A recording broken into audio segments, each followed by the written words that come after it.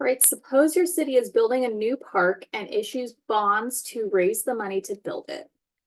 You obtain a $2,000 bond that pays 3% interest annually that matures in 4 years. All right, so we are based on this 2,000. It's not something that compounds more than once, which is something we'll talk about in the next section. This is just based on the 2,000 amount. We're going to get 3% of that every year for 4 years.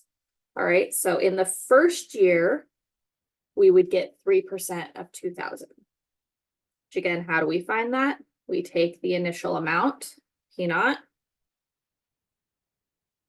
and we multiply it by the rate. In this case, that's 0.03. All right, we multiply those together.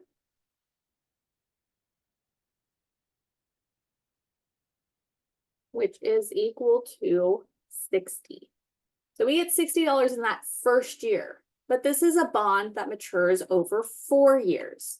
So really it's 60 for the first year, 60 for the second year, 60 for the third, and 60 for the fourth, meaning that overall we gain $240.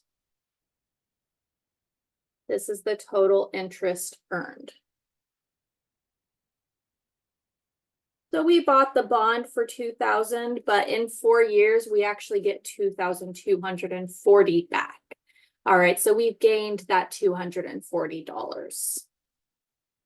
Since it asked how much interest we earned, that actually is our answer right there, $240. Now I'm going to go ahead and go straight into the formulas right below here. We can generalize this. What we did here is we found the interest for 1 year and we added it 4 times. But note that when you're adding something repetitively, that is the same thing as multiplication. This is the same thing as 4 times 60 because there were 1, 2, 3, 4 years that we added that interest up. That's the same thing as multiplying that interest amount by the number of years. It's just a different way to get that same value. And that's what you're seeing right below here. The interest is that amount multiplied by the number of years that it is compiling, accruing. All right. And here is the first time you're going to see that piece of N I mentioned on the previous page. This is talking about N number of years or N number of pay periods. It's the same formula. We're just adding in that multiple of the number of years. All right, just to finish it off, down below, we also have this definition for APR, annual percentage rate. You will see APR stamped on banks accounts, things that you're signing up for. They'll have this percentage and they'll say APR. And this is what that is.